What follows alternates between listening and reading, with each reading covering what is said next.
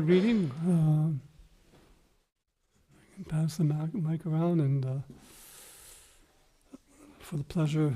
Due to his particular type of body, the materialistic living entity wanders from one planet to another, following fruitive activities. In this way, he involves himself in the fruitive activities and enjoys the results incessantly. In this way, the living entity gets a suitable body with a material mind and senses, according to his fruitive activities. When the reaction of his particular activity comes to an end, that end is called death. And when a particular type of reaction begins, that beginning is called birth. When the eyes lose their power to see color or form due to morbid affliction of the optic nerve, the sense of sight becomes deadened.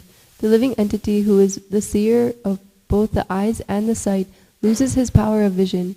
In the same way, when the physical body, the place where perception of objects occurs, is rendered incapable of perceiving, that is known as death. When one begins to view the physical body as one's very self, that is called birth.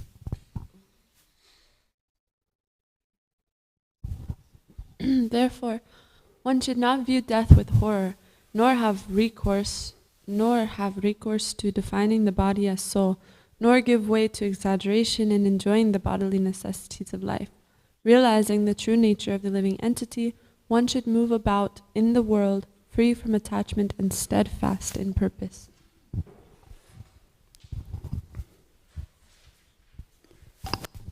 Endowed with right vision and strengthened by devotional service and a pessimistic attitude toward material identity, one should relegate his body to this illusory world through his reason.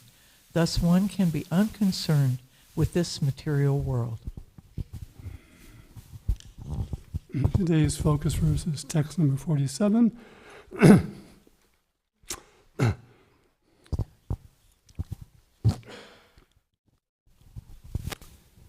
Tasman na karya santraso na karpanyam na sambramaha budva jivakatim diro mukta sangash charit iha tasman akarya santraso na karpanyam na sambramaha budva jivakatim diro mukta sangas charet iha tasman akarya santraso na karpanyam na sambramaha budva jivakatim diro mukta sangas charet iha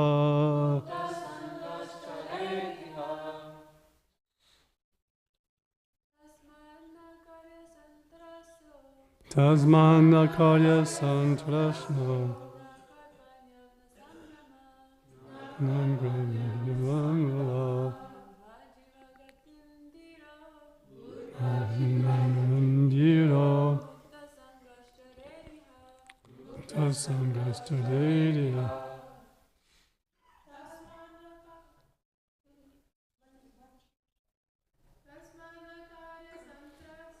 tasman akaya santrasno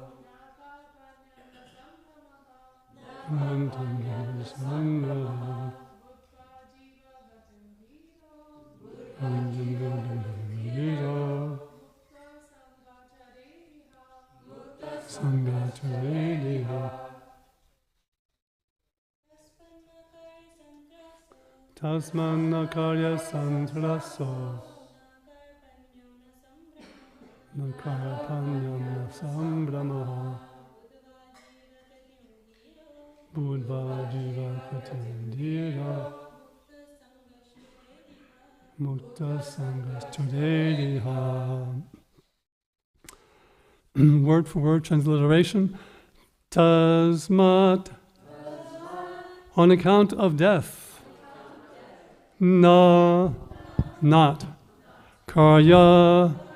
Should be done. Santasa. Horror. Na. Not. Karpanyam. Miserliness. Na. Not. Sambramaha. Eagerness for material gain. Budva. Realizing. Jivakatim. The true nature of the living entity. Dhira.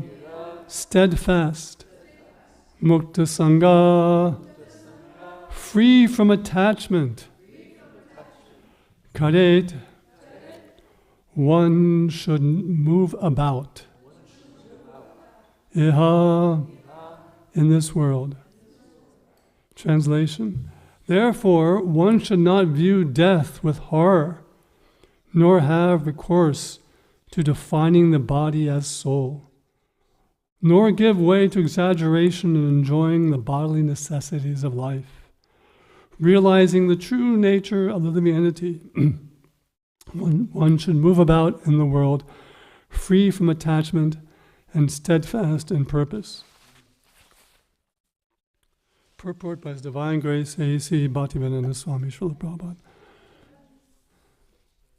A sane person who has understood the philosophy of life and death is very upset upon hearing of the horrible, hellish condition of life in the womb of the mother or outside of the mother, but one who has to make a solution to the problems of life. A sane man should understand the miserable condition of this material body. Without being unnecessarily upset, he should try to find out if there is a remedy.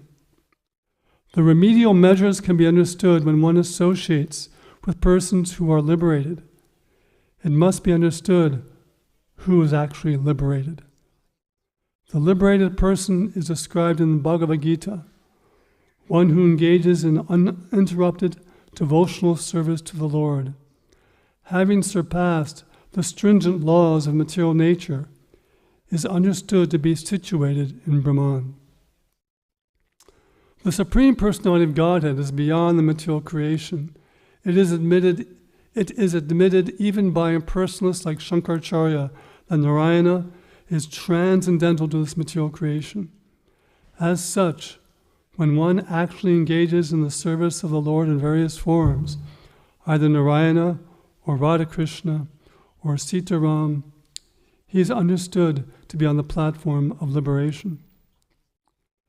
The Bhagavatam also confirms that liberation means to be situated in one's constitutional position. Since a living entity is eternally the servitor of the Supreme Lord, when one seriously and sincerely engages in the transcendental loving service of the Lord, he is situated in the position of liberation. One should try to associate with a liberated person, and then the problems of life, namely birth and death, can be solved. Would someone else like to continue? I'm reading. While discharging devotional service in full Krishna consciousness, one should not be miserly. He should not unnecessarily show that he has renounced this world. Actually, renunciation is not possible. If one renounces his palatial building and goes to a forest, there is actually no renunciation, for the palatial building is the property of the Supreme Personality of Godhead, and the forest is also the property of the Supreme Personality of Godhead. If he changes from one property to another, that does not mean that he renounces. He was never the proprietor of either the palace or the forest. Renunciation necessitates renouncing the false understanding that one can lord it over material nature. When one renounces this false attitude and renounces the puffed up position that he is also God, that is real renunciation. Otherwise, there is no meaning of renunciation. Rupa Goswami advises that if one renounces anything which could be applied in the service of the Lord and does not use it for that purpose, that is called Falgu Vairagya, insufficient or false renunciation. Everything belongs to the Supreme Personality of Godhead. Therefore, everything can be engaged in the service of the Lord. Nothing should be used for one's sense gratification. That is real renunciation. Nor should one unnecessarily increase the necessities of the body. We should be satisfied with whatever is offered and supplied by Krishna without much personal endeavor. We should spend our time executing devotional service in Krishna consciousness. That is the solution to the problem of life and death. Thank you. Om Ganata Madandasya. Can someone get me some water? I'm beginning to lose my voice here. Om Ganata Madandasya Ganandana Shalakaya Chakshrumaytang Yena Tasmai Shri Gurave Namaha Shri Chaitanya Manobishtam Stapitam Yena Bhutale Svayamubha Kadamayam Dadati Svabadantikam Bandehang Shri Gurun Shri Yuta Parakamalam Shri Gurun Vaishnavam Shta Shri Rupam Sargrajatam Sahagana Raganatang Vitang Tang Sajivam Sadvaitang Savadutam Purajana Saitang Krishna Chaitanya Devam Shri Radha Krishna Padam Sahagana Lalita Shri Vishakanvitam Shta Shri Krishna Hey Krishna Karuna Sindhu Dino Bandhu Jagatpate Gopisha Gopika Kanta Radha Kanta Namostaste Tapta Kanchana Gaurange Radhe Vrindavaneshwari Rishibhanu Sudadevi Pranamami Hare Priye Vanchakopa Dubhyascha Kripa Sindhu Bhyevacha Padidinang Pavanebhyo Vaishnavebhyo Namo Namah Hare Krishna, Krishna Krishna, Hare Hare, Hare Rama, Rama Rama, Hare Hare.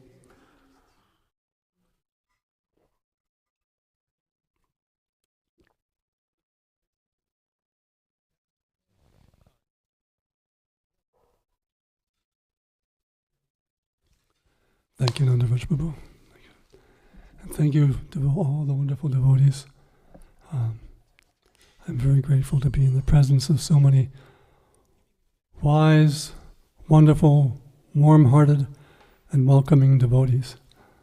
It is truly an honor and privilege, and I pray for your blessings. So this morning we are reading from the third canto. Does anyone remember the text number? 47? Chapter 31, right. Very good, very sharp memory. Oh, okay.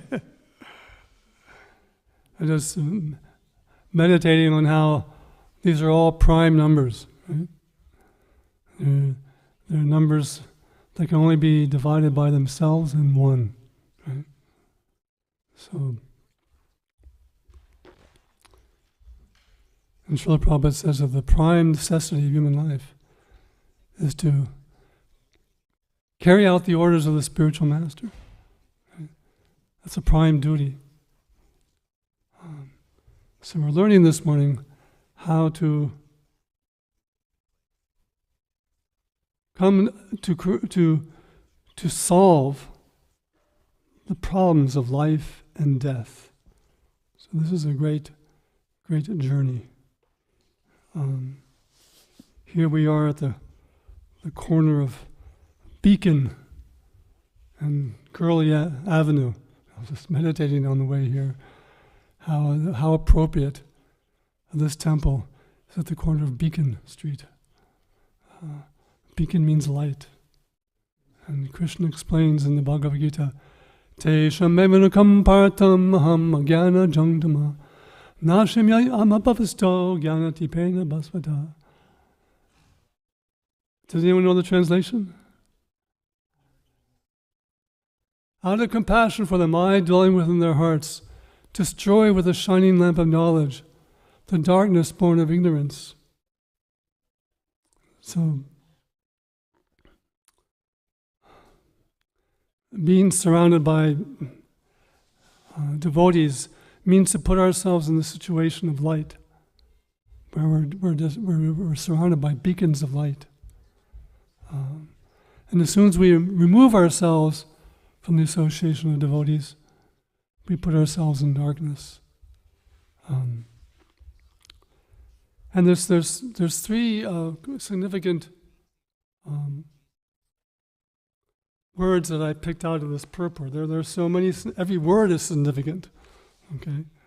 But there's three that really caught my attention. So it says that in the translation, realizing the true nature of the living entity, one should move about in the world free from attachment and steadfast in purpose. So I'd like to talk a little today about being steadfast in purpose. I'd also like to, if we have time, which is very quickly fleeting, talk a little bit about being, as it says here at the end of the purport, we should be satisfied with whatever is offered and supplied by Krishna without much personal endeavor.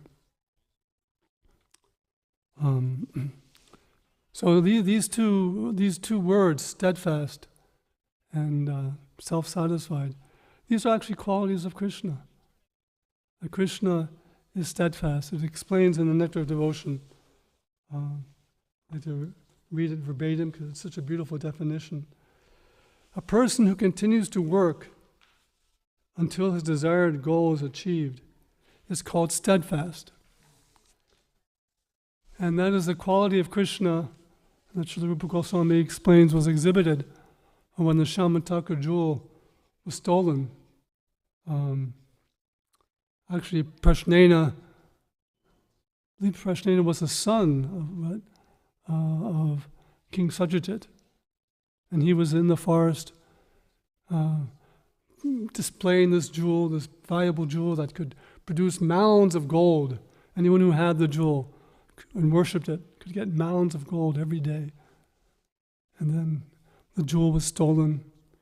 Well, actually, really it wasn't stolen. It was just a lion killed Prashnena and had the jewel. And then Jambavan killed the lion and took the jewel. He didn't think it was such a great thing. He just gave it to his little son to play with. And as the son was playing with it, Krishna came because Krishna, everyone was defaming Krishna. Right? So Krishna, he doesn't care about his own necessarily being blasphemed or glorified. And this is one of his qualities in that he's self-satisfied. An example of his self-satisfaction is given that when Shishupal was insulting Krishna, he just kept insulting him for I think it was 108 times, right? He just insult after insult, right? But Rupa Goswami notes that the sages the Brahmins began to offer, prayers to Krishna, because if someone, let's say, if I were to start insulting Sankirtan Prabhu, right? And let's say, you rascal, you this, you that, right? So your natural tendency would be to want to, oh, wait a minute. Sankirtan's a nice devotee. He's got so many wonderful qualities. So that's our nature, right? So in the same way, the Brahmins, hearing Krishna being blasphemed, they started to praise Krishna and glorify him, to counteract the blasphemy. And they noticed when they were doing this that Krishna was not at all disturbed. Another example of Krishna's being self-satisfied is when Bhima had killed Jarasandha. Right? But the only way he could kill Jarasandha is because, he'd been fighting for so many days and they were both so equally matched. So Bhima was bewildered. How am I going to kill him? He's such a powerful demon. So Krishna, what do you do? He picks up a blade of grass, right? And he tears it in two like that. So that was the hint, that Jarasandha, actually, he was two pieces, right? Had been joined together. A witch found him in the forest. He had been two pieces, and she joined the body together to make one. So Krishna was indicating to Bhima, you just have to pull his legs and you can pull him apart just like a blade of grass. So Krishna, he gave all credit to the killing of Jarasandha, this great king who was so powerful. He gave all credit to Bhima. Isn't that amazing? How Krishna, he's not disturbed if he doesn't get credit. He wants to give credit to his devotee, right? Because Krishna is self-satisfied. He's satisfied in himself. So let me ask the dear devotees, why is Krishna self-satisfied? Any thoughts? He's supreme controller, right? Yes. He's the reservoir of all pleasure.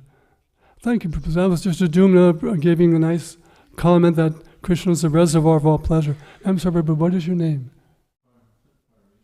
Parameshwar Das. When Parameshwar Das Prabhupada said that Krishna is the supreme controller. Any other thoughts on why Krishna is self-satisfied? Mother Kaylee.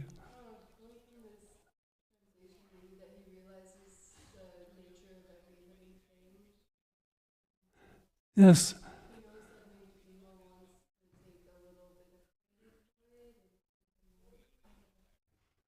So Mother Kaylee says that Krishna. Can you crystallize that for me?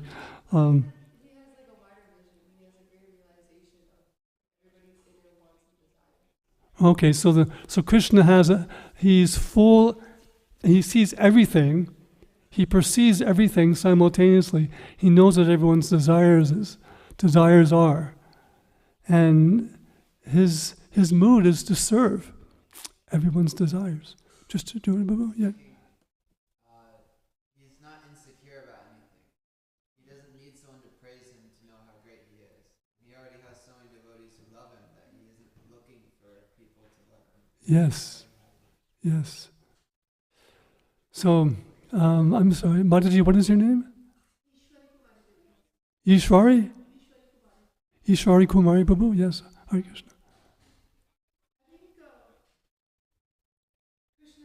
Since Krishna has created this material world, so he knows this material world is temporary, so he's not attached with anything. Right, so Krishna. Including all the qualities that he is a controller, he is like always Sachidanand.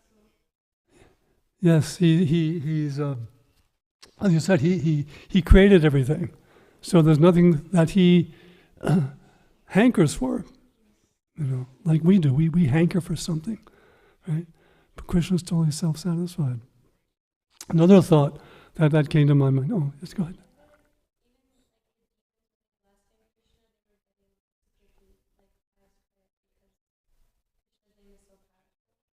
Yes.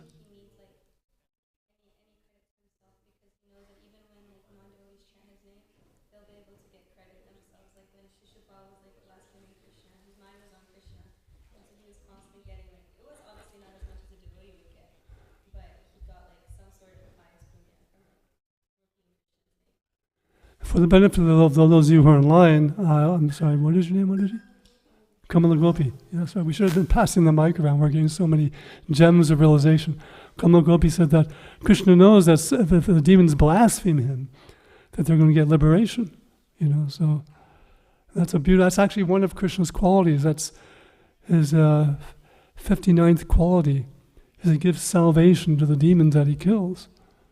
So if he gives salvation to the demons that he kills, to those who blaspheme him, even though they are taking a path which is very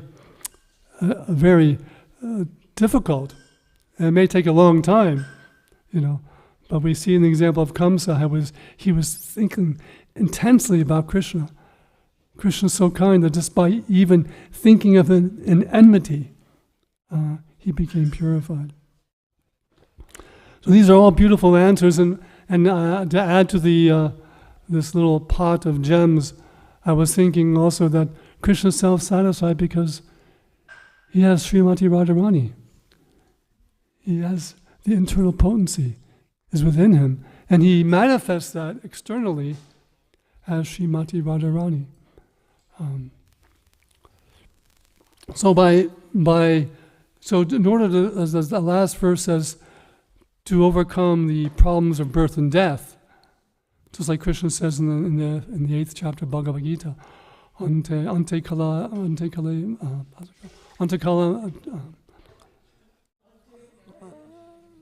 kalevaram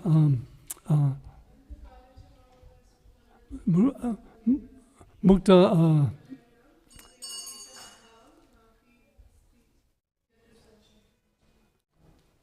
Antakalachame eva smaramukva kalevaram yaprati smadbhavam yatinasi asasamshaya. Thank you.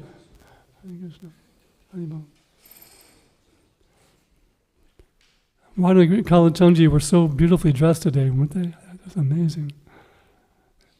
And when I first came in the temple today, I heard this kirtan, and like I wanted to get here earlier, but the electricity went out, and I was like, all kinds of things happened. It was like such an enthusiastic kirtan. Now you see why. Look at the beautiful deities. So by meditating on Krishna, it says that anyone at the time of death remembers me alone at once attains to that nature. Of this there is no doubt. So that nature is one of Krishna's nature. Part of Krishna's nature is he's self-satisfied. Another aspect of Krishna's nature is that he's steadfast. So simply by meditating on Krishna, we revive these qualities which are present in the soul.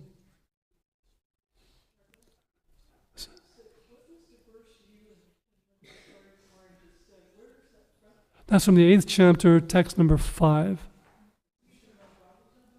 And Srimad Bhagavad Gita, I'm sorry, yeah. So it's 8:16 now. I'd just like to close class with a short story, and then open up for discussion. I'd like to tie this story into our verse because we're talking about solving the problems of birth and death through devotional service, as Krishna says in the 14th chapter, text 26. Mam chayo avacharena patiyogena sevate sagunan santityam brahmabhaya kalpate. That by fully engaging in devotional service with unfailing in any circumstance, one immediately transcends the 3 modes of material natures and comes to the level of Brahman. So this engagement of devotional service involves being in the association of devotees. So there was once a story, this was told by my godbrother Sankirtan Das, of this monastery where no one was coming to the monastery. And the building was falling apart. There wasn't enough food for the monks. Life looked very dismal. So the monks got together and said, we have to do something. This is like, otherwise the monastery is going to fade away into oblivion. So they said, well, there's one wise man not too far from here. He lives in a cave. Go and ask him. Maybe he can give us some light. So they went to him, and they told him all the problems they were having, all the financial problems, and all the building problems, and this problem and that problem. They just had a long laundry list of problems. And the wise man, the saint, he just shook his head. He said, I don't know. You're really in a tough position. It's like on the horns of a dilemma. It doesn't seem like whatever you do is going to work. So he says, I wish you all the best. And then the monks started to walk away. And then, but as they were just about to leave, he said, wait, there's one thought I had. Is there is one amongst you who is the Messiah. And the monks were thinking, what? One of us is the Messiah? You know. So your brother John was thinking, well, you know, Brother George, I mean, how could he be the Messiah? He eats too much, you know. And Brother George was thinking, well, Brother Frederick, he sleeps too much. You know, it's kind of each in their minds. But they started thinking that, well, maybe if we start treating each other in that way, you know, maybe that will, you know, something might happen. So the monks started doing like that. They started treating each other with so much love and respect that when one day, after many months, after no one had come to the monastery, one day someone came and they saw this loving reciprocation going on between these monks. And oh my God, what are they tasting? You know, they're experiencing something, this loving environment. So then that person went and told his friends, and then his friend came, and then it just snowballed after that. Then people started coming. So in this way, the monastery was rejuvenated. So I just wanted to close, and I'm very honored to have been in the presence of so many wonderful, wise, warm-hearted, welcoming devotees for the past couple of months. And the spiritual environment here is truly invigorating. I will certainly request all of my God brothers and God sisters in New Vrindavan to come to Dallas make this part of their yearly pilgrimage, to taste the beautiful relationships that are here amongst devotees and the beautiful darshan of Radhikala Chanji. I mean, I was about to say that I think Radhikala Chanji are the most beautiful deities in the world, but I realized, wait a minute, Radha Vrindavan Chandra is also beautiful. But different flavor of beauty, I guess, you know, seems like Radha Kala Chanji just looks so happy and boisterous and friendly to me. Anyway, when I look at him, when I look at Vrindavan Chandra, he looks so mystical and, you know, alluring, you know, so they both have their unique beauty. And in the same way, each devotee in this temple has their own unique Krishna conscious beauty. And the more we connect to Krishna, the more that beauty will begin to reveal itself. So I've gone way over time. It's 8:22, which I believe is an even number. It's okay. Anyone like to make any additions? Oh. Hare Krishna Prabhu, thank you for class. I really appreciate your love for the devotees. It's so inspiring, and I like your comment on the beauty of the uniqueness of each devotee. It's really sweet. We all have like different places, our own kind of beauty. So I was having a thought when you asked this question about why Krishna is self-satisfied. I'd just like to see what you think. I was thinking that Krishna realizes, like from this verse, that he realizes who he is. We don't know who we are, so we're constantly looking elsewhere. We're not satisfied because we don't really know who we are. But Krishna, he knows who he is. And then you mentioned that he is self-satisfied because he has Radharani. And I'm wondering a little bit about that because I feel that though Krishna is satisfied because of Radharani, I feel that it kind of comes from is it coming from a different place where he doesn't like, when he's self-satisfied, like not putting Radharani in the equation at the moment, he's then having a relationship with Radharani because he wants to and because he actually loves her, not because he needs to. He's like satisfied even without her. But not to say that, but it's just because the relationship is different. That he like when you want to be with someone than when you need to be with someone, like if he's satisfied. Does that make sense? Do you understand? Yeah, thank you for this question. It's forcing me to dig deeper behind the surface. I mean, dig deeper into this meditation of Krishna's self-satisfaction. And as you were saying that, does, Jai Shri Shri Radha Kalachandji.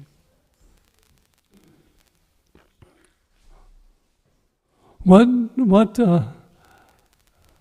Krishna, of course, Radharani is the manifestation of Krishna's internal potency, and he manifests, so that in a sense, Radharani is non-different from Krishna's very self, But at the same time, we learn that Krishna, even though he's independent and he's totally detached from creation, he's attracted by love. Mm-hmm. This is Krishna's 40th quality. He's controlled by love. And even though he needs nothing, and yet he is pleasure-seeking, just like we're pleasure-seeking. That's where we get our pleasure-seeking tendency from, is from Krishna. Mm-hmm. But we're just looking in the wrong place. But Krishna realizes through unconditional love that just like he has unconditional love for his devotees, devotees have unconditional love for Krishna. And he manifests that. That's the unique feature, of our Gaudiya Vaishnava tradition.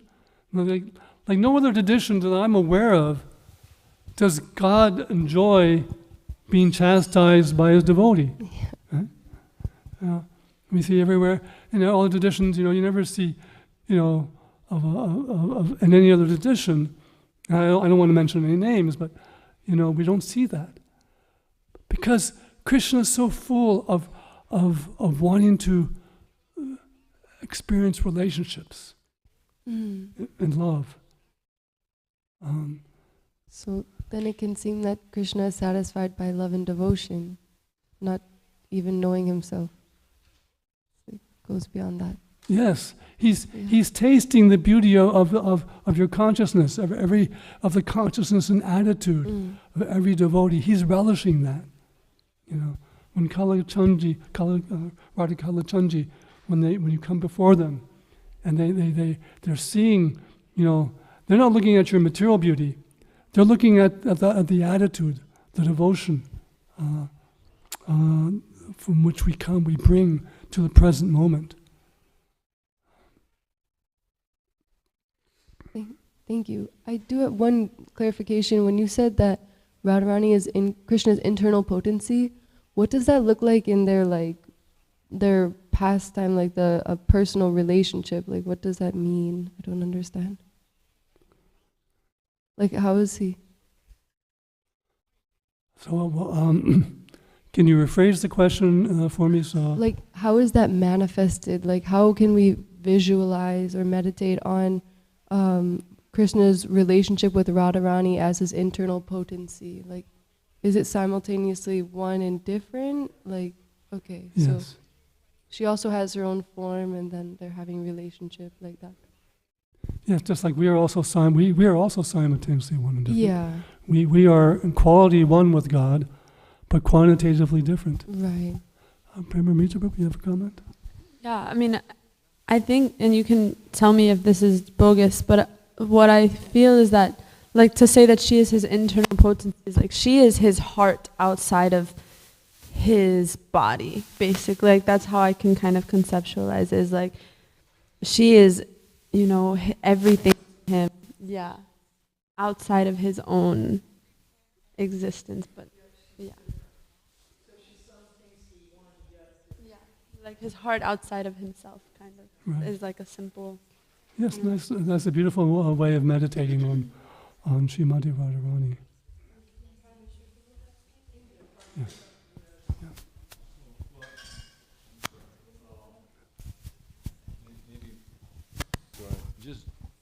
I didn't notice Prabhu gave me the class I was supposed to give yesterday, and I didn't realize I was supposed to read a whole bunch of verses. Oh. Well, I was thinking these are extremely important verses. If if you all are willing to appease my consciousness and hear those verses, it'll take about a minute and a half, if you want. But it'll distract you from what you're doing. No, you've got time now. It's 8:29, so you got. Okay. And time will expand as we They are. absorbs ourselves. Here they are. One should not associate with a coarse fool who is bereft of the knowledge of self-realization, and who is no more than a dancing dog in the hands of a woman. The infatuation and bondage which accrue to a man from attachment to any other object is not as complete as that resulting from attachment to a woman or to the fellowship of men who are fond of women. At the sight of his own daughter, Brahma was bewildered by her charms and shamelessly ran up to her in form of a stag when she took the form of a hind. Amongst all kinds of living entities begotten by Brahma, namely men, demigods, and animals, none but the sage Narayan is immune to the attraction of Maya in the form of a woman. Just try to understand the mighty strength of my Maya in the shape of a woman, who by the mere movement of her eyebrows can keep even the greatest conquerors of the world under her grip. One who aspires to reach the culmination of yoga and has realized his self by rendering service unto me should never associate with an attractive woman, for such a woman is declared in the scripture to be the gateway to hell for the advancing devotee. The woman created by the Lord is the representation of Maya, and one who associates with such Maya by accepting services must certainly know that this is the way of death, just like a blind well covered with grass. A living entity who, as a result of attachment to a woman in his previous life, has been endowed with the form of a woman, foolishly looks upon Maya in the form of a man, her husband, as the bestower of wealth, progeny, house, and other material assets. A woman, therefore, should consider her husband, her house, and her children to be the arrangement of the eternal energy, external energy of the Lord for her death, just as the sweet singing of the hunter is death for the deer. And that's it. Thank you very much for... Thank you. My consciousness is better. I feel like I didn't do my duty unknowingly, so sorry about that. I did that. Thank you. Thank you. Thank you for sharing that. And you read it so beautifully. And you read it with, like sometimes you can read things from the Bhagavatam, and if they're not read from the right place, like kind of like if they're read from a place where you're trying to denigrate someone, you feel like agitated, but you read it with such a heart. It's just like there's a saying that people don't care what you know; they want to just know that you care. And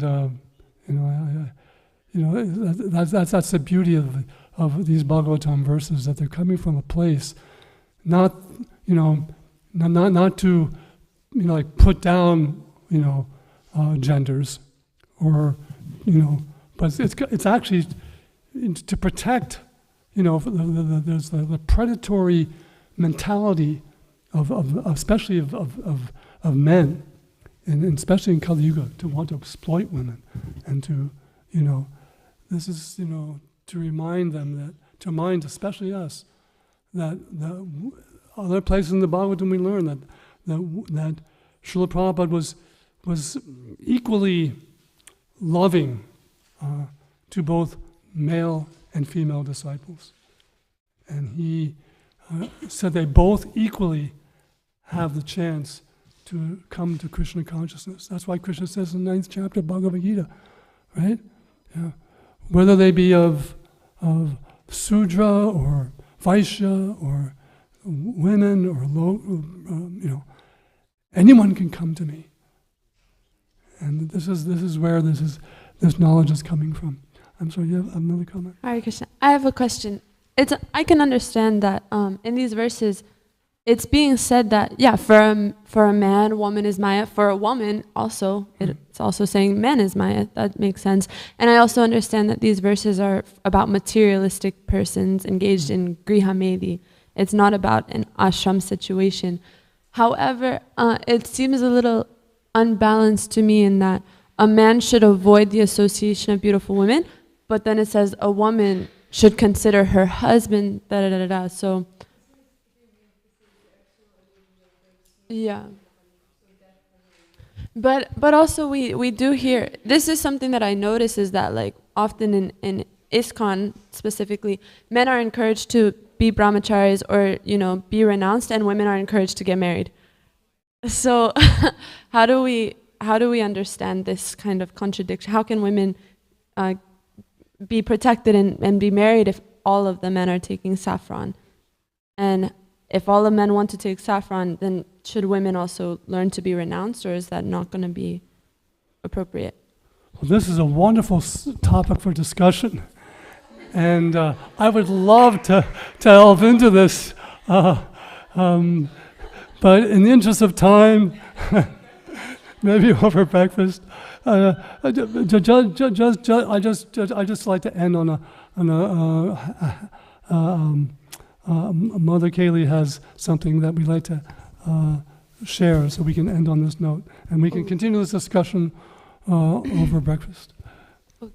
I just wanted to say really quick, I kind of appreciated reading these because I always had this like thought that talking about these kind of pastimes with Radha and Krishna, like their loving relationship, can be like a little bit dangerous for us in the material world who are marginal beings, both material and spiritual. To be talking about this kind of relationship, we might mix it with like our idea of love from this material perspective. So I do appreciate kind of bringing it back to this, like the reality that we're in, and just helping us, like these things can help us be more careful in the way that we deal with relationships, not thinking that we are purely spiritual beings, like, and we are marginal. Right, it's very balancing, you know. And thank you for bringing that up, to keep those two perspectives in mind. I don't know, Kunti, you have your hand raised? No, okay. You're just stretching out of ecstasy. Haribo. So, Srimad Bhagavatam ki, Srila Prabhupada ki, Sadhu Sangha ki.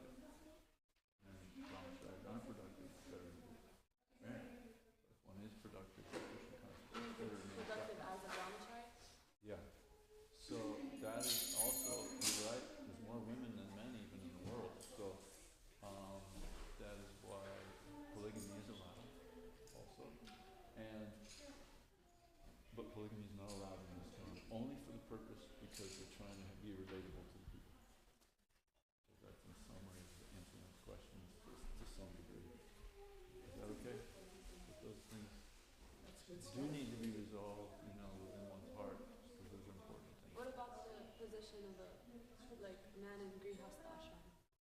What is your thought on that? Grihastha ashram is just as great as any other ashram. Yeah. So what's the question? So yeah, a man views all women as his mother except his wife. Oh, there. Or all mothers except the wife is considered differently. Krishna is gopis, There you go. not our gopis. Not others. That's the mood of the man should have regarding the lady. But that's the disease, to exploit, to lord it over, to try to play God. I am Krishna, and I got my Radharani, or Radharani, and myself. And that's the tendency for all living entities. And so the solution is by worshipping Radha and Krishna, seeing the beauty of Radha and Krishna. We lose that attraction for trying to lord it over and try to play Krishna. That's the whole disease. And the solution is being attracted to the conqueror of Cupid, which is Krishna. Yes. You said that like brahmacharis who are unproductive, should they get married? Architecture said that you're a bad brahmachari, you'd be a bad husband. Yeah, that's what I feel too. Well, Yeah. that's certainly there, yeah. It's not like, oh, I'm having trouble, I'll get married. It's like you're gonna have That's trouble like with it for too. that. Yeah. Well, I was trying to say, go where you'll be most productive in spreading Krishna Go, consciousness, yeah. is what I meant to That say. makes sense. Thank you for clarifying that. I also think that women can both remain brahmachari and brahmachari. They do. If you're doing things. It's Yeah, not look at like- Sankarshan Radharani and his wife. I mean, they never even embraced each other. Yeah. And they're flourishing in Krishna consciousness, spreading the movement so nicely. That's what Vanaprastha is. Yeah, they're That's- basically yeah, two very good. sannyasi types married. Yeah, Nothing wrong with that either. yeah. As Sankarshan Radharani, he says, like a double barrel shotgun. That's awesome. He's fantastic. Yeah, he's fantastic. But that's rare. But we have to admit, though, that that's rare. I think it's healthy to admit Yeah. that that's rare. Yeah, it is. Yeah. I know Prabhupada might have said one can still remain brahmachari because like they're only coming together to That is brahmachari. that Right. Brahmachari is only, for the purpose of procreation. Yeah. Yeah, that's real grihastha. Really nice point that you made too, because they hear in the lecture instruction that there's 6 loving reciprocations between devotees. So we think, okay, let's have loving reciprocations. But at the same time, be careful that there's the butter and the fire, you know what I mean? So the loving reciprocation I would have with you would be different than the loving reciprocation I have with you. Because, there's a different, Yeah. level of respect Yeah. and honor and distance. Whereas with you, I can, Haribol! Haribol! Thank you. Prabhupada says, the Maharajas are wonderful, the men are wonderful, but when they get together. So distance is there. Under all. Unless they get together on a spiritual path. Yes, and they're serving what they turn mission together. And that's where the unique contribution of Srila Prabhupada is that the Gaudiya Math and the other, ashrams in India didn't see the potential of combining the energies of male and female in spreading the Chaitanya movement. And It's not necessary so- in the West. What's that? It's necessary in the West for many reasons. It's like a hug on a wheel. Krishna's in the middle, Yeah. the wheel spins beautifully. Right. So Oh, Krishna, that's what I like it. Yeah. Yeah. I was just so happy today to see like the result of the Costa life. I saw just Shubhina and Joker was playing the Ganga, and he was saying, "Oh my God, this is glorious." Yeah. And It's preaching also. You're raising ashramites from day one. You're giving them the perfect opportunity to become Christian conscious. Actually, that's what Muslim, Islam, that's what I've heard is that why Islam is one of the fastest spreading movements in the world is because they have so many children.